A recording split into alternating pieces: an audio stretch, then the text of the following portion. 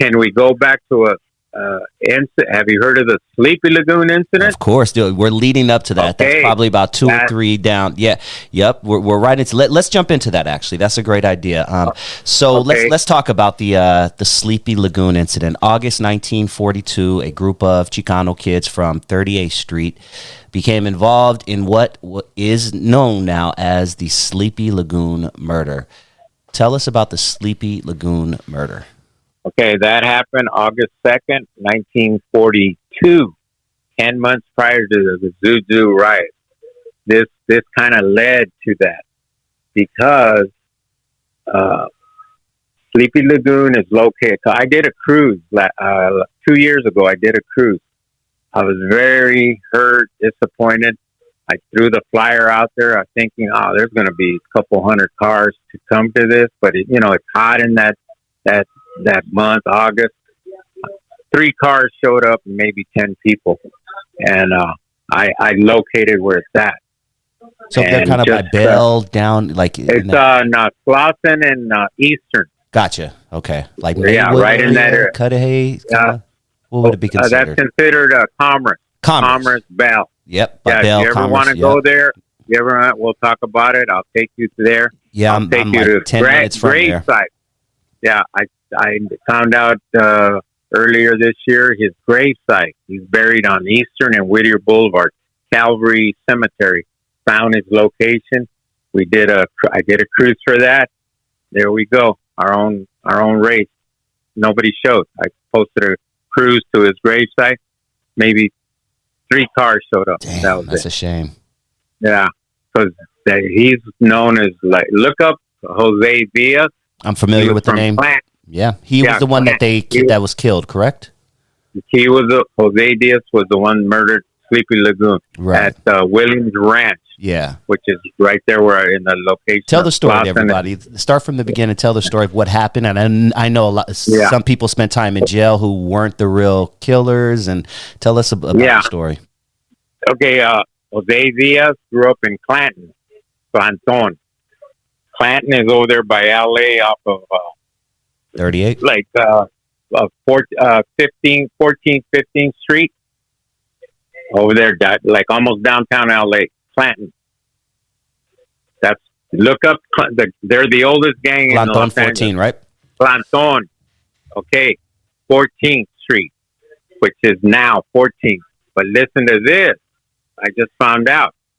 The street was Clanton. That's why they call their gang Clanton, Planton, because it was Clanton in the 20s, but they were so bad that the city, I believe in the late 40s, 50s, they changed that name because they were so vicious, I guess.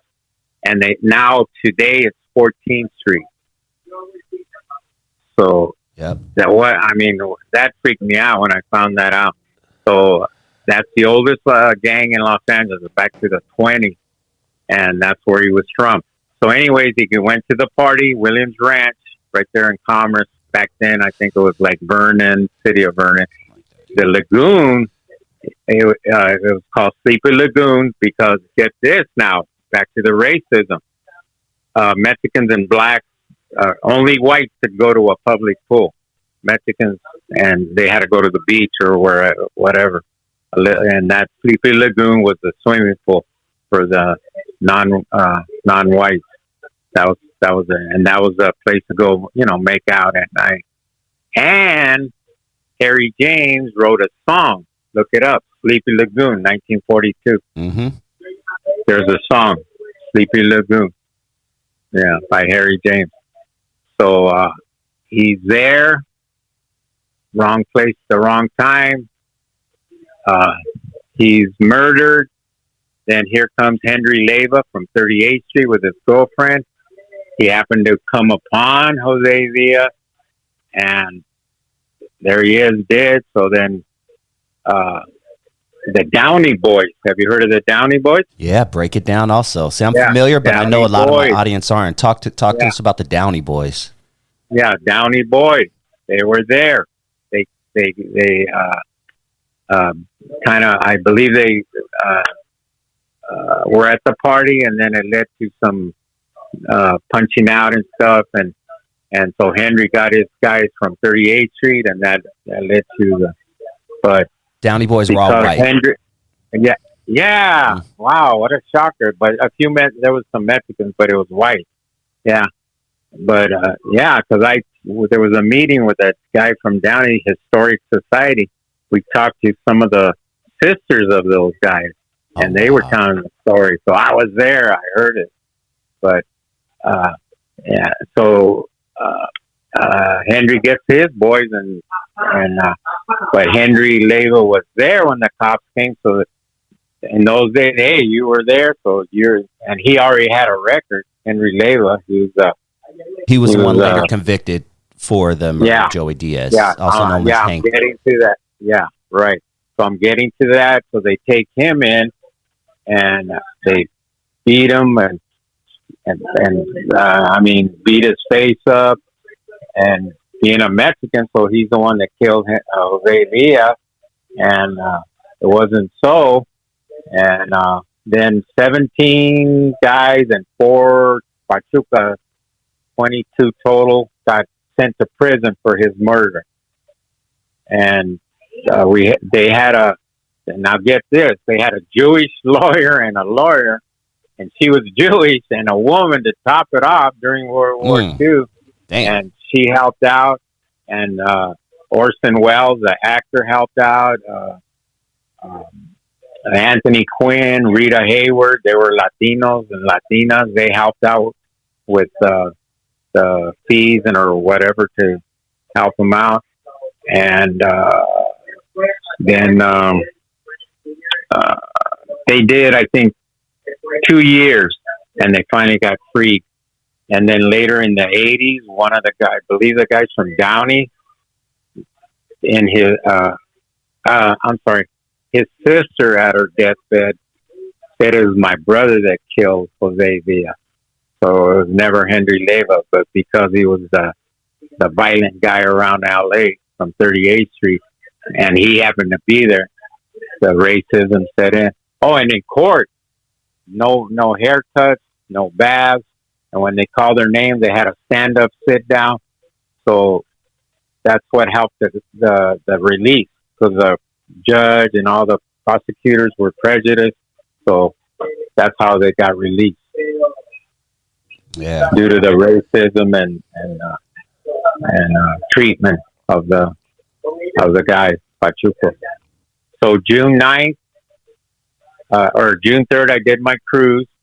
A week later, June 9th, how fitting, the LA City Council meeting had me there and a bunch of Pachucos. We showed up, and they gave us a formal apology.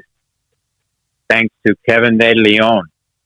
He told the city council, this happened 80 years ago, June 3rd, and, it showed the racism of the Los Angeles PD over these guys wearing ZOOT.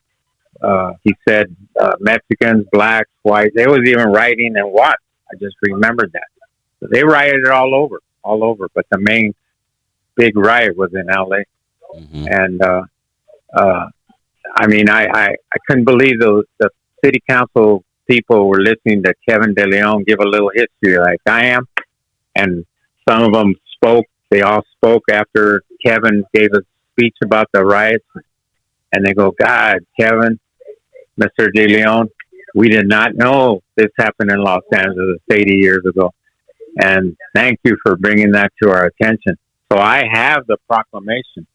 I'll send you a picture. I'm holding up. In fact, I had my birthday party Saturday, and somebody brought the proclamation, and I have it. And it's the formal apology. And after that, man, I got Almani calling me, Lakewood High School, speaking there. We took 20 classic cars and had a car show the next day there at Lakewood. And due to the Hispanic, Chicano person there in charge, because the Mexican Heritage or the Latino Heritage Month, I think, is in October. Mm-hmm. So she heard about me. She got a hold of me. Oh man, I'd love to have you here. Would you speak? I go, I'm not a speaker. But when it comes down to the ZOOT riots and all that, I'm speaking. I'm speaking to you, but out of my heart, so I really don't speak. But I want Really people, the appreciate younger this. generation, to realize what went on in those days.